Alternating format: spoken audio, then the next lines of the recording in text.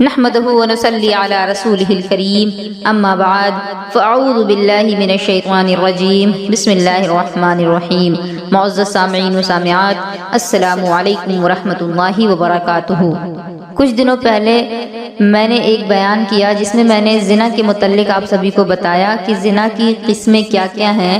تو اسی پر میں نے کہا تھا کہ اس کا سیکنڈ پارٹ بھی میں آپ سبھی کے لیے لاؤں گی۔ تو آج میں زنا کے متعلق جو اور زیادہ معلومات ہیں کہ زنا سے بچا کس طرح جائے اور اگر یہ گناہ ہو جائے تو پھر اس سے توبہ کس طرح سے کی جائے، میں آج ان چیزوں پر روشنی ڈالوں گی۔ لہٰذا میری آپ سبھی سے یہ گزارش ہے کہ اس بیان کو پورا سنیں اور سننے کے ساتھ ساتھ اس پر عمل کرنے کی بھی کوشش کریں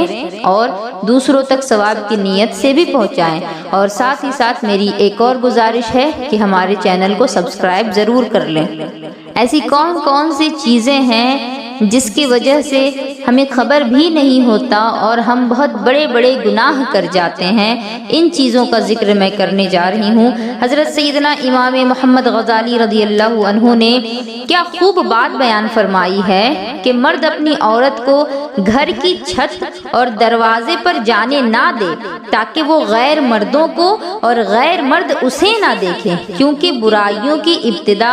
گھر کی کھڑکی دروازے سے ہی شروع ہو جاتی ہے۔ عورت کو کھڑکی دروازے سے مردوں کا تماشا دیکھنے کی اجازت نہ دے کہ تمام آفتیں آنکھوں سے پیدا ہوتی ہے، گھر میں بیٹھے بیٹھے نہیں پیدا ہو جاتی۔ اسی وجہ سے سب سے ضروری چیز جو ہے ہمارے لیے آج کے دن تو وہ ہے نگاہوں کی حفاظت کرنا۔ ایک قدیم شاعر نے کہا ہے کہ تمام برائیوں کی شروعات نظر سے ہوتی ہے، چھوٹی سی چنگاری سے زبردست آگ بھڑک اٹھتی ہے۔ پہلے نظر، پھر مسکراہٹ، پھر سلام، پھر کلام، پھر وعدہ، پھر ملاقاتیں، اور پھر اسی لیے اسلام نے عورت کا غیر مرد پر اور مرد کا غیر عورت پر نگاہ ڈالنا بھی حرام ٹھہرایا، کیونکہ آنکھیں دل کی چابی ہیں اور نظر دل کے تالے کھولنے والی زنا کی قاصد ہے۔ حدیث پاک میں آتا ہے کہ حضرت جریر بن عبداللہ رضی اللہ تعالی عنہ کا بیان ہے کہ نبی پاک علیہ السلام نے فرمایا کہ میں نے رسول اللہ صلی اللہ تعالی علیہ وسلم سے اچانک نظر پڑ جانے کے متعلق پوچھا تو آقا کریم علیہ السلام نے فرمایا اپنی نظر پھیر لیا کرو، یعنی اچانک اگر کسی اجنبی عورت پر نظر پڑ جائے تو مردوں کو یہ حکم ہے کہ اپنی نظر پھیر لیں، اسی طرح سے عورتوں کے لیے بھی یہ حکم ہے کہ اجنبی مرد پر اگر اچانک نظر پڑ جائے تو نظر پھیر لیا کریں، ٹکٹکی باندھ کر کے دیکھا نہ کریں۔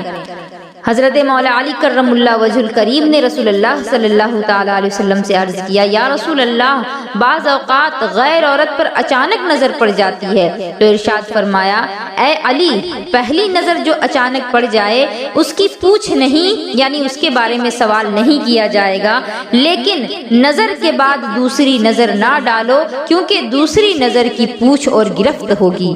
رسول اللہ صلی اللہ تعالی علیہ وسلم نے ارشاد فرمایا جب ایک غیر مرد اور غیر عورت ایک دوسرے کو دیکھتے ہیں تو دونوں کی نگاہیں زنا کرتی ہیں۔ اللہ اکبر! صرف دیکھنا ہی یہاں زنا کے لیے کافی ہو گیا، مگر دیکھنے میں بھی ایک شرط یہ ہے کہ ایک تو نظر اچانک سے پڑ گئی تو اس میں تو کوئی حرج نہیں، وہ تو معاف ہے، لیکن ایسا دیکھنا گویا کہ جس طرح سے آج کے نوجوان مرد عورتوں کو دیکھا کرتے ہیں، اور کچھ عورتیں بھی اس قسم کی ہیں جو مردوں کو اس طرح سے دیکھتی ہیں، ایسی نظروں سے دیکھتی ہیں کہ ان کی نظروں کو دیکھ کر کے شرم والا انسان شرما جائے۔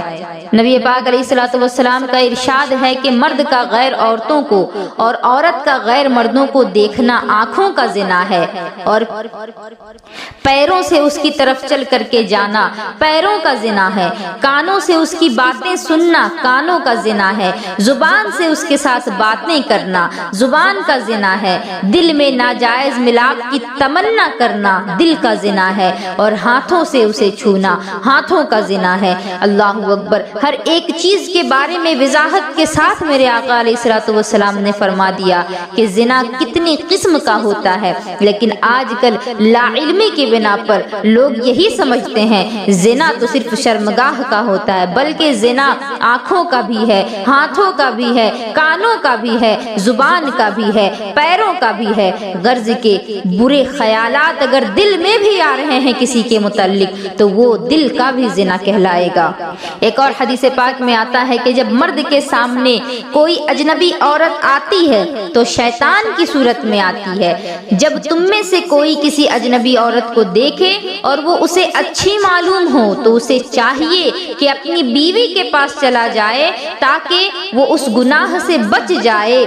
تمہاری بیوی کے پاس بھی وہی چیز موجود ہے جو اس اجنبی عورت کے پاس موجود ہے، اور اگر وہ شخص کنوارا ہے، اگر شادی نہیں ہوئی ہے تو پھر اس کے لیے یہ ضروری ہے کہ روزہ رکھ لے، کیونکہ روزہ گناہوں سے روکنے والا ہوتا ہے اور شہوت کو مٹانے والا ہوتا ہے۔ اسی وجہ سے حکم دیا گیا کہ جو لوگ نکاح کرنے پر قدرت نہیں رکھتے، یعنی جن کے پاس مال و اسباب نہیں، جو نکاح کرنے پر قدرت نہیں رکھتے کہ جس سے نکاح کریں گے اس کو کیا کھلائیں گے کیا پلائیں گے، تو ان کے لیے یہ ضروری ہے کہ وہ روزہ رکھیں، کیونکہ روزہ رکھنے سے نفس کمزور ہو جاتا ہے، اور جب نفس کمزور ہوگا تو شہوت کا غلبہ کبھی بھی نہیں ہوگا۔ میں یہاں ایک ضروری مسئلہ بیان کرنا چاہوں گی۔ فتاوی رضویہ جلد نمبر 9۔ کچھ عورتیں اپنے مردوں کے سامنے چوڑیاں بیچنے والوں کے ہاتھ سے چوڑیاں پہنتی ہیں، یہ شرعاً حرام ہے۔ ہاتھ دکھانا غیر مرد کو حرام ہے تو پھر اس کے ہاتھ میں ہاتھ دینا کس طرح سے جائز ہو سکتا ہے؟ جو مرد اپنی عورتوں کے ساتھ اسے جائز رکھتے ہوئے اس کی اجازت دیتا ہے تو پھر وہ بے غیرت اور بے شرم قسم کا انسان ہے۔ عورت اگر کسی نامحرم کے سامنے اس طرح آئے کہ اس کے بال، گلے اور گردن یا پیٹھ، پیٹ یا کلائی کا کوئی حصہ ظاہر ہو، یا لباس ایسا باریک ہو کہ ان چیزوں میں سے کوئی اس میں سے چمکے، تو پھر بالاجماع وہ حرام ہے، کیونکہ عورتوں کے لیے یہ ساری چیزیں پردے کی چیزیں ہیں، اور ایسی وضع اور لباس کی عادی عورتیں فاسقات ہیں، یعنی کہ جو عورتیں اس طرح کا لباس پہنتی ہیں جس سے جسم ظاہر ہوتا ہے، اب چاہے وہ باریک کپڑے ہوں یا چھوٹے لباس ہوں، تو ان عورتوں کو فاسقہ کہا گیا ہے۔ اور ان کے شوہر اگر اس پر راضی ہوں اور طاقت ہونے کے باوجود عورت کو اس سے منع نہیں کرتے ہوں تو ان کے بارے میں بھی بتایا گیا کہ وہ دیوس ہے، بے غیرت ہے، بے شرم ہے، اس کی نہ نمازیں قبول ہوں گی اور نہ ہی روزے قبول ہوں گے، نہ ہی کوئی عبادت قبول ہوگی اور نہ ہی اس کی دعائیں قبول کی جائیں گی۔ اور ایسے لوگوں کو امام بنانا بھی گناہ ہے۔ اگر تمام بدن سر سے پاؤں تک موٹے کپڑے سے خوب چھپا ہوا ہو، صرف چہرہ کھلا ہوا ہو اور جس میں سے کان کا یا تھوڑی کا یا پیشانی کے بال وغیرہ ظاہر نہیں بھی ہو رہے ہوں، تو ابھی کے موجودہ دور کے اعتبار سے فتویٰ اس پر ہے کہ اس کی بھی اجازت نہیں، اور عورت اگر ایسا کرتی ہے اور شوہر اگر اس چیز پر راضی ہے تو اس مرد کے پیچھے نماز پڑھنے سے بھی پرہیز کرنا چاہیے، کیونکہ فتنے کو ختم کرنا شریعت کے واجبات میں سے ہے۔ اور آج کل تو عجیب ماحول ہے، مرد حضرات خود اپنی بیویوں کو بازاروں میں، باغوں میں، سینما ہالوں اور دیگر مقامات پر لے کر کے جاتے ہیں اور غیر مردوں کے سامنے نمائش کا ذریعہ بتاتے ہیں، اور ان کے سامنے یہ فخر محسوس کرتے ہیں بتاتے ہوئے کہ یہ میری زوجہ ہے، یہ میری بیوی ہے۔ کچھ لوگ بازاروں اور سینما ہالوں میں تو عورتوں کو نہیں لے جاتے، لیکن بزرگان دین کے مزارات پر لے جایا کرتے ہیں۔ ان عورتوں کے ایسے مقدس مقامات پر آنے کی وجہ سے یہ مقامات بھی خرافات اور بےہودگی کے اڈے بنتے جا رہے ہیں، اور حد تو یہ ہے کہ عورتیں ثواب سمجھ کر کے مزاروں پر حاضری دے رہی ہیں۔ ہمارا جو معاشرہ ہے اس میں ہمیں یہ آئے دن دیکھنے کو ملتا ہے کہ جہاں جہاں عورتوں کو جانے سے منع کیا گیا ہے ہر اس جگہ عورتیں نظر آتی ہیں۔ مزاروں پر مردوں سے زیادہ تو عورتوں کا ہی جمگٹا لگا ہوا ہوتا ہے، جبکہ عورتوں کو ایسے جگہوں پر جانے کی اجازت بھی نہیں دی گئی۔ وجہ یہ ہے کہ جو صاحب مزار ہیں وہ عورتوں سے پرہیز کرتے ہیں، وہ بچا کرتے ہیں، اور عورتیں جب وہاں جا رہی ہوتی ہیں اور وہ بھی صرف گھومنے پھرنے کی نیت سے جا رہی ہوتی ہیں جس میں غیر مردوں سے میل جول بھی ہوتا ہے، اور بھیڑ بھاڑ کی جگہوں پر خاص طور پر عورتوں کو جانے سے منع کیا گیا ہے۔ بھیڑ بھاڑ کی جگہوں پر جانے کی وجہ سے غیر مرد سے عورت کا جسم بھی مس کر سکتا ہے، تو ان چیزوں کا خوب احتیاط کرنا چاہیے۔ لیکن ان سب کے باوجود آج عورتیں اس طرح سے بے لگام ہو گئی ہیں جیسے کہ ان کے آگے پیچھے کوئی ہے ہی نہیں۔ بزرگان دین کے مزارات پر جانا ہمارے نزدیک جائز ہے، ہم اس کا انکار نہیں کرتے۔ مردوں کا بزرگان دین کے مزارات پر حاضر ہونا یہ بہت اچھی بات ہے، اور بزرگان دین کی زیارت کرنا بھی باعث ثواب ہے، لیکن عورتوں کا مزارات اولیاء پر جانا ہرگز جائز نہیں، بلکہ یہ ناجائز و گناہ ہے۔ اور مناسب یہ ہے کہ یہاں اس تعلق سے بھی میں آپ لوگوں کو چند باتیں بتا دوں تاکہ میری باتوں کو سن کر کے کسی کو تو یہ بات سمجھ میں آ جائے۔ جتنے بھی لوگ اس بات کو سنیں ان میں سے اگر کوئی ایک بھی عمل کر لے تو پھر میرے اس بیان کا جو مقصد ہے وہ پورا ہو جائے گا۔ رسول اللہ صلی اللہ تعالی علیہ وسلم نے ارشاد فرمایا، اللہ کی لعنت ان عورتوں پر ہے جو قبروں کی زیارت کرتی ہیں۔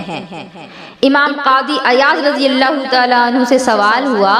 کہ عورتوں کا مزارات پر جانا جائز ہے یا نہیں؟ فرمایا، ایسی باتوں میں جائز نہیں پوچھتے ہو، بلکہ یہ پوچھنا تھا کہ اس میں عورت پر کتنی لعنتیں برستی ہیں۔ خبردار، جب عورت جانے کا ارادہ کرتی ہے تو اللہ اور اس کے فرشتے اس پر لعنت کرتے ہیں، اور جب گھر سے چلتی ہے ہر طرف سے شیطان اسے گھیر لیتے ہیں، اور جب قبر تک پہنچتی ہے تو صاحب مزار کی روح اس پر لعنت کرتی ہے، اور جب واپس آتی ہے تو اللہ تبارک و تعالیٰ کی لعنت اس پر برستی ہی رہتی ہے۔ تو سوچے ذرا، یہ عام طور پر ہم کہتے ہیں کہ جہاں ہمیں بلایا نہیں جاتا ہم اس جگہ جایا نہیں کرتے، تو صاحب مزار جتنے بھی اولیاء اللہ ہیں وہ عورتوں کو بلاتے ہی نہیں، تو پھر عورتیں وہاں جاتی کیوں ہیں؟ اور الگ سی بات ہے کہ اگر علاج کی نیت سے جا رہی ہیں، کسی طرح کی کوئی پریشانی ہے، آسیب وغیرہ ہے، اس کے لیے اگر علاج کی نیت سے اگر جا رہی ہیں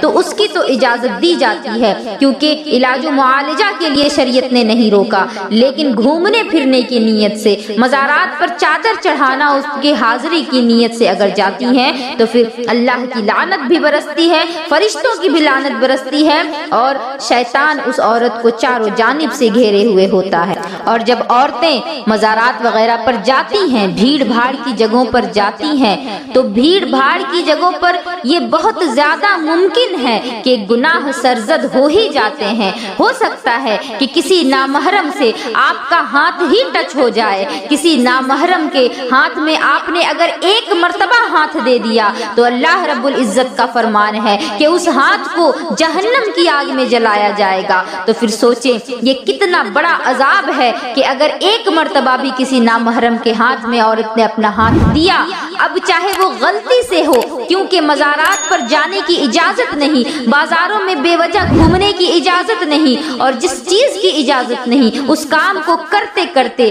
جب کوئی دوسرا ناجائز کام سرزد ہو جائے تو پھر گناہ جو ہے وہ اور زیادہ شدید ہوتا ہے، اور اس کی سزا بھی سخت ہوتی چلی جاتی ہے، اور یہی ساری چیزیں انسان کو زنا تک پہنچا دیتی ہے۔ اللہ رب العزت کا قرآن مقدس میں ارشاد ہے، وَلَا تَقْرَبُوا الزِّنَا إِنَّهُ كَانَ فَاحِشًا وَسَاءَ سَبِيلًا، یعنی بدکاری کے پاس بھی نہ جاؤ۔ بدکاری کرنا تو بہت دور کی بات، یہاں تو قریب جانے سے بھی منع کیا گیا، اور بے شک وہ بے حیائی ہے اور بہت ہی بری راہ ہے۔ لیکن آج جب ہم اپنے معاشرے کا جائزہ لیتے ہیں تو بدکاری کے پاس جانے سے جب منع کیا گیا ہے، لیکن جب ہم دیکھیں تو ہمیں عورتیں ہی عورتیں ہر اس جگہ پر نظر آتی ہیں جہاں جہاں عورتوں کو جانے سے روکا گیا، کیونکہ بہت ممکن ہے کہ ایسے جگہوں پر اگر عورتیں جائیں گی تو ان کے جانے کی وجہ سے فتنہ اور فساد بڑھتا ہے، اور اس کے وجہ سے لوگ گناہوں میں مبتلا ہوا کرتے ہیں۔ اسی وجہ سے تو ہمیں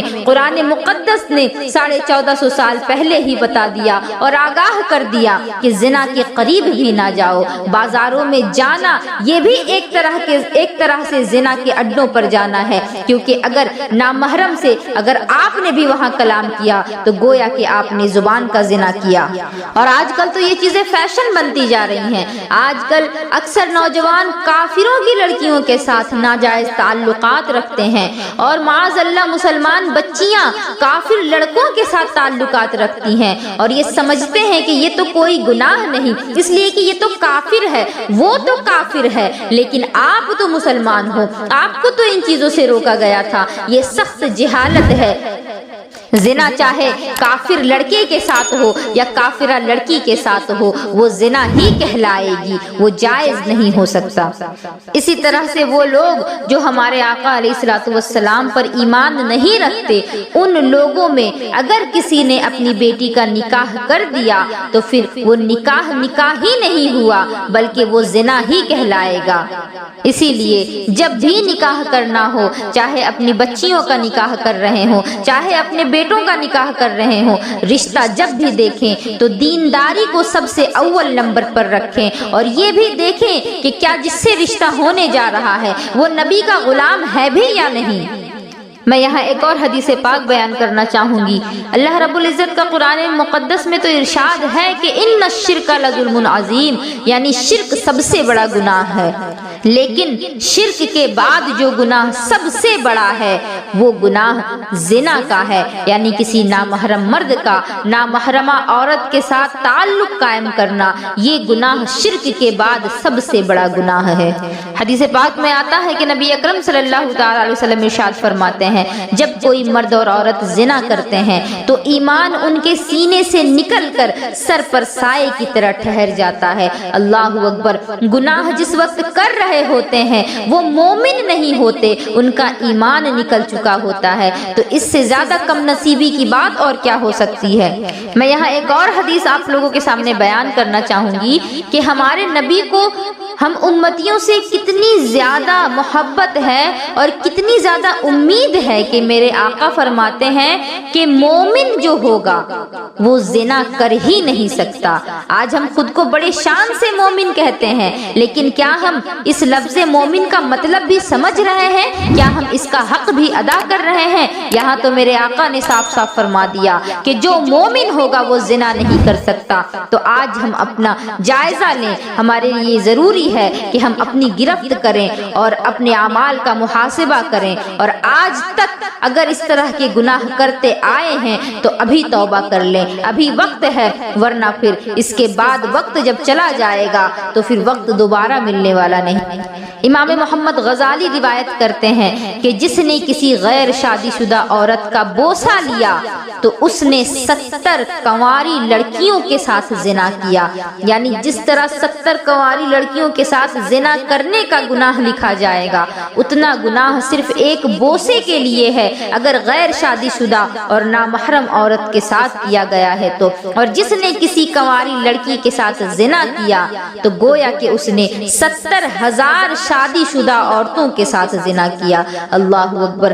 ایک بار بوسہ لینا اور ایک بار زنا کرنا 70 بار اور 70,000 بار کے برابر ہو جاتا ہے، تو پھر ہمیں سمجھنا چاہیے کہ یہ کتنا بڑا گناہ ہے۔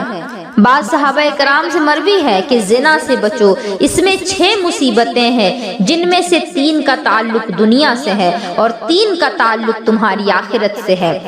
سب سے پہلی مصیبت تو یہ کہ زندگی مختصر ہو جاتی ہے، زندگی سے عمر سے برکتیں چلی جاتی ہے، دنیا میں رزق کم کر دیا جاتا ہے اور چہرے پر سے رونق ختم کر دی جاتی ہے۔ یہ تو دنیا کی مصیبتیں تھی، اور آخرت کی مصیبتیں یہ ہیں کہ آخرت میں اللہ رب العزت ناراض ہوگا، آخرت میں اس بندے سے سخت پوچھ تاچھ ہوگی، جس سے پوچھ تاچھ ہو گئی وہ تو پھر گویا کہ غارت ہی ہو گیا، اور جس سے سخت پوچھ تاچھ کی جائے تو پھر اس کا کیا حساب لگایا جا سکتا ہے۔ اور چھٹا وہ ہے کہ جہنم میں جائے گا اور سخت عذاب پائے گا۔ اللہ اکبر۔ اس جہنم کے تصور سے ہمارے رونگٹے کھڑے ہو جاتے ہیں، جس کو ہم نے دیکھا نہیں، صرف سن رکھا ہے، تو پھر سوچیں اس کے عذاب کی کیفیت کیا ہوگی۔ حضرت موسیٰ علیہ السلام نے اللہ عز و جل سے زنا کرنے والے کے سزا کے بارے میں پوچھا۔ اللہ رب العزت نے ارشاد فرمایا کہ اے موسیٰ، زنا کرنے والے کو میں آگ کا لباس پہناؤں گا اور وہ ایسا وزنی ہوگا، اس کا وزن اتنا زیادہ ہوگا اگر پہاڑ پر بھی رکھ دیا جائے تو پہاڑ اس کے وزن سے ریزہ ریزہ ہو جائے۔ تو پھر سوچیں کہ جب اس لباس کے وزن سے پہاڑ کا وجود ختم ہو جا رہا ہے تو پھر اس انسان کے وجود کا کیا حال ہوگا؟ کیا اس انسان کے وجود کا ذرہ بھی باقی رہے گا؟ اور اس کے بعد پھر وہ گناہ دوبارہ، وہ جو سزا ہے دوبارہ لوٹائی جائے گی، غرض کہ وہ سزا چلتی ہی رہے گی۔ اللہ کے رسول ارشاد فرماتے ہیں کہ ساتوں آسمان اور ساتوں زمین اور پہاڑ